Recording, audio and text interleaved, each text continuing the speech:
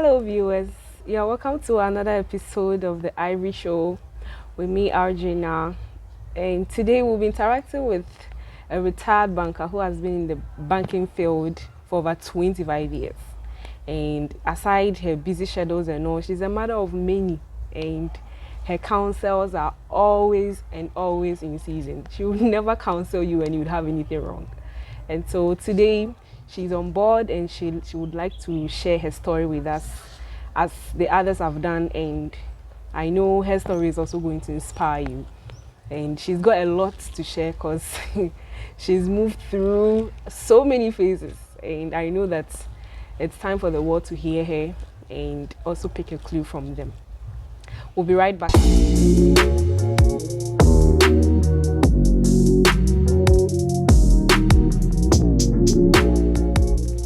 Okay, viewers, welcome back. You're welcome back to the Ivory Show once again. And so I have with me here Miss Elizabeth Ajalatu Nelson. And as I said, she is a retired banker. She worked with the Stanchart Bank. Hello, madam. You're welcome. Hello. Thank you. So we'll just move straight to it. Could you tell us more about yourself? Thank you. As you rightly said, my name is Elizabeth Ajalatu Nelson. I'm the third born to my parents. They are all dead. Mr. Daniel Mama Nelson and Miss Comfort Adubi Abbey. I grew up in Accra, Asrin. I was born there whilst living in Accra with my mother and my grandparents. In Accra, there are a lot of us who just walk about on the streets. But I insisted and pursued my grandmother. I wanted to go to school. I've been forcing them each and every day. I wanted to go to school. So one day, my grandmother just packed my things. I quite remember, though funny, in a basket. And that was a raining day. And she took me to the elder sister at Adabraka. The elder sister happened to be selling food to the school in Adabraka, the government school. Okay. So my grandmother took me there and I stayed with her and I started school. That was a primary school. After primary school, I went to middle school. Yeah, back in those days. Back in those days. After the middle school, prior to my completion of the middle school, I tried a few exams. By then the common entrance was there. Though I was not due for the common entrance, I did it, I think 2 years to my completion of the Form 4. I tried and I passed the secondary school, but then my daddy told me he wasn't having money to take me to secondary school. So then I have to go back complete. The next year, I tried again and I chose a teacher's training. I had that too. My daddy said, oh no, you have to complete. I wasn't having money to take you. Wow. So then I pursued and I completed Form 4. After that, I have to continue my education. So I went to a business college. Okay. Here in Accra? Here in Accra, that was business college I went to. And actually my father asked me to do secretarial course. So I went to the school and I started with the secretarial course. Back in those days, there were not enough typewriters. Okay. Yes. So we were then doing the typing on our table.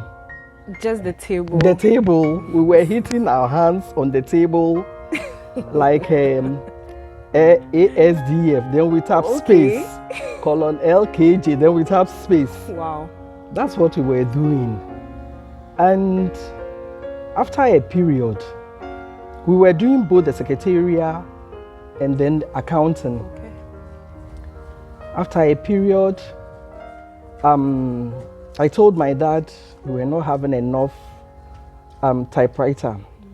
So my great grandfather had this general post office. When you go, they have one typewriter that they pull like this. The one they pull. Yes. Is it black and white? Yes. So my daddy went for that and gave to me. Wow. And I used it for a while, and then I realized I wasn't interested in the secretarial course. So I diverted to accounting. Okay. And then I did accounting. I wrote the exams. By then we were writing this London Chamber of Commerce and Royal Society of Arts. Okay. We did that, and I had the accounting with distinction. Wow. So whilst waiting for my result, I remember at home, I said, I wasn't doing anything. So I was then living at Adabraka, Freetown, official town. So I went looking for a job, and I went to Millet Textiles in the industrial area. Do they still exist? Do they operate here? Yes, they do operate. Okay. Millet operate. They have been printing cloth. Okay. Yes, by then they were printing towels and many other things. They are in the industrial area, I think around Spinters now. Oh, okay. So when I went, then they said, that very day, they said, okay, they will take me and offer me a job. And they took me as a telephonist, receptionist the very day. So I sat and worked, not knowing they were looking for me. By then there wasn't any mobile phones. Oh, wow. So they were waiting for me. They wondered why I wasn't home for the whole day. So when I went back home, I told them I had a job. So they accepted it. And it was a walking from my house to Millet, where we have Toyota now company at the industrial area. Okay, so not to cut it short, was it a plan to be self-independent, to become financially independent, trying to make ends meet by yourself? Actually, it was through my dad. Okay. My father was a prison officer, late Daniel Mama Nelson, as I said. And on vacations, I try to visit him. I normally like visiting him. And one day I was staying with my grandmother. Okay. One day I went, he was by then in Kumasi. So when I went, he asked me, where did I get the money to come? And I told my daddy, I borrowed from a friend. And my daddy was so upset. He said, I should never ever collect money from anyone or friends. If I should do that, when I grow and I'm working, I'll be... It will not be a habit. Yes, Okay. it will be a habit of borrowing money from people. Okay. So when I came back, because I was staying with my grandmother, a lot of the aunties and cousins, they were helping me. I was serviceable. So they were giving me money, they were giving me clothes, used clothing that they have worn, and then they gave it to me, shoes.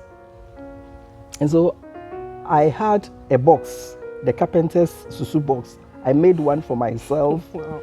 And even whilst I was schooling, part of my chop money, I've been dropping it in that susu box. And all this while, I was saving whilst going to school. So I had a lot of coins. I was saving that by myself. So I inculcated this sort of savings from what my dad told me. And working with Millet Textiles, I said whilst waiting for my result. Yes, you did. So when my result came, I then I was employed with the audit service. That is the Auditor General. Department. I was working with them attached to national lotteries. Okay. Yeah. Over there, I worked less than a year because though they were paying, I realized the banking sector, they pay more than the ministries. Then I'm sure you had a lot of plans. You needed to get something. By myself. Yes. Wow. By myself. I was like staying with the old lady, but then I was managing my own plans even whilst in school. Wow. Yeah. So I walked to the bank. I was with the National Lotteries and the Standard, that is the Standard Chartered Bank, Ghana, was at the high street, close to Bank of Ghana. Okay. I walked from the place, lotteries to the place, and I went to the personnel, said I was looking for a job. So they said, okay, currently there's no place, but then they'll write to me. Okay. So at a time they wrote to me that you have to come and write an exams, which I did and I passed. Wow. Having passed the exams, they then said, okay, we have to put you on waiting list because we are not employing anyone now. Yeah. So I said, okay, no problem. Once I've passed, any time on my break period, I'll walk from lotteries to high street, go to the personnel, check on it, whether there's a vacancy for me. They said, no, you are still, we'll write to you. And one time they wrote to me that I have to come for another interview. Okay. Okay, so I went for the interview. It was a panel of judges. They have to interview you. Usually that's the difficult part. Yes. Yes. Having sit in front of yes. And I sat, I was standing before them. They all interviewed, and after they said, I'll hear from them. And a letter came that I've been employed by the bank. Wow. So I was employed, and my first branch was Tema branch. Okay. Tema branch. I worked in Tema branch for 5 years, and then I was transferred to High Street, and I worked with High Street branch for many years. Again, I was transferred to Liberia Road branch of the Standard. I also worked there for many years, and over this time, you know, in the bank,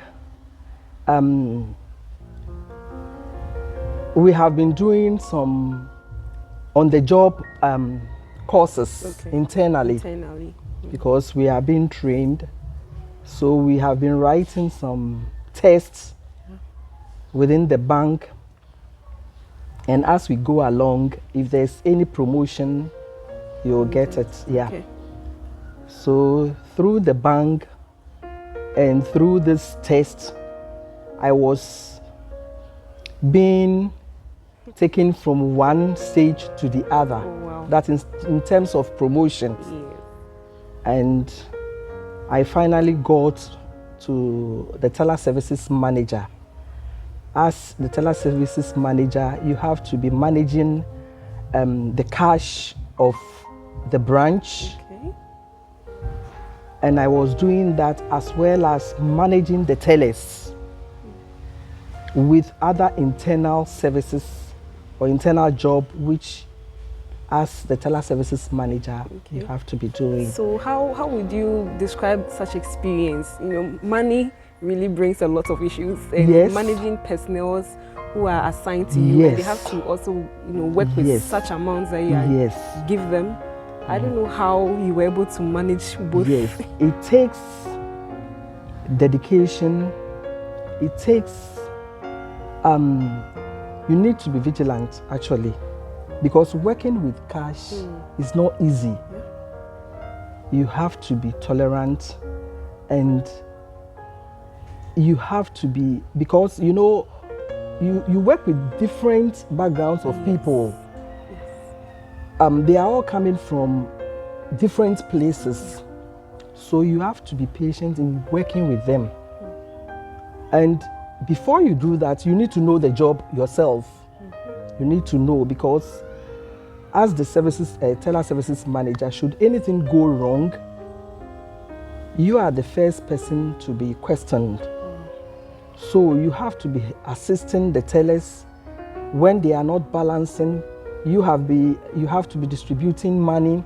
Aside that, you will be signing checks, authorizing some internal vouchers, calling customers when a check is issued and it's above a certain amount.